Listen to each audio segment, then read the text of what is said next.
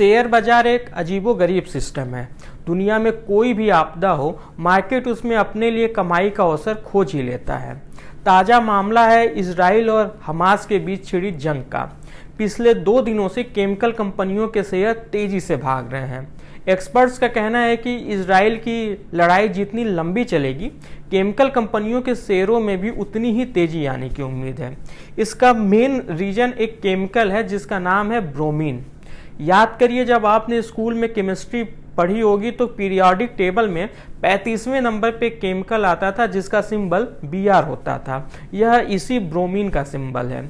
Israel पर Hamas के अचानक हमले से पूरी दुनिया में ब्रोमीन की कीमतें बढ़ी हैं, जिसका फायदा इस समय केमिकल सेक्टर की कंपनियों को मिल रहा है। आइए जानते हैं कि ब्रोमीन केमिकल का इजराइल और हमास की जंग से क्या कनेक्शन है और अगर इसकी कीमतों में आगे भी इजाफा होता है तो इसका फायदा किन शेयरों में दिखाई दे सकता है।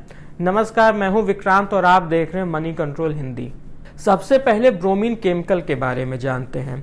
ब्रोमीन केमिकल का जो निगेटिव चार्ज रूप होता है यानी Br-, इसे ब्रोमाइड कहते हैं।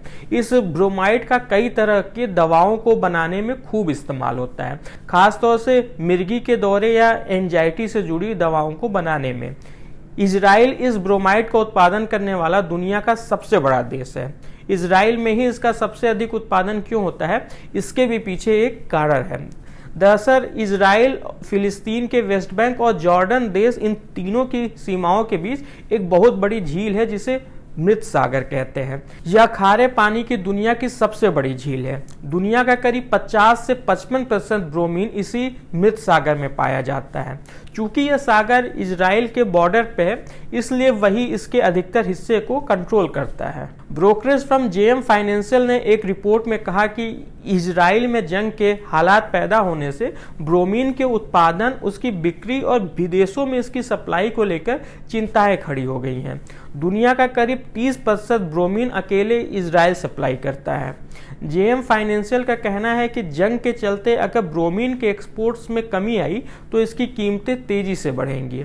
फिलहाल ब्रोमीन का भाव $3.5 यानी करीब 290 रुपये प्रति किलो है। भारत में भी गुजरात के कच्छ में ब्रोमीन का उत्पादन होता है, लेकिन इजराइल के मुकाबले यह काफ़ी कम है। ब्रोकरेज फर्म ने कहा कि सिर्फ ब्रोमीन ही नहीं बल्कि कई और केमिकल कंपोनेंट्स की कीमतों में भी अक्टूबर में उछाल आया है। जैसे बेंजीन की कीमतें अक्टूबर में करीब 20% बढ़ी हैं। वहीं टोल्यून की कीमत भी लगभग 6% ऊपर गई है। ये सभी कंपोनेंट्स केमिकल कंपनियों के लिए कच्चे माल के तौर पर इस्तेमाल होते हैं। अब आते हैं शेयरों पर। केमिकल सेक्टर के मौजूदा हालात को देखते हुए JM फाइनेंशियल इस समय SRF, दीपक नाइट्राइट और आर्कियन केमिकल के शेयरों पे सबसे अधिक बुलिश है। उसने SRF के शेयर को 2230 रुपये, दीपक नाइट्राइट के शेयर को 2066 रुपये और आर्कियन केमिकल के शेयर को 628 रुपये के टारगेट प्राइस के साथ खरीदने की सलाह दी है। इसके अलावा ब्रोकरेज फर्म ने UPL, PU industries, clean science, Navin fluorine और एथर इंडस्ट्रीज के शेयरों पर भी अपनी बाई रेटिंग बरकरार रखी है।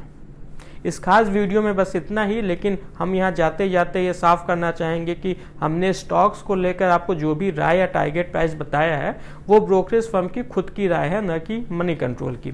स्टॉक्स को लेकर कोई भी फैसला करने से पहले हमेशा किसी सर्टिफाइड एक्सपर्ट से जरूर सलाह लें। बिजनेस और स्टॉक मार्केट से जुड़ी ऐसी खबरों के लिए आप हमारी मनी कंट्रोल हिंदी की वेबसाइट को विजिट कर सकते हैं। इसके अलावा आप हमें YouTube, Facebook, Instagram और X यानी कि ट्विटर पर भी फॉलो कर सकते हैं। Thank you.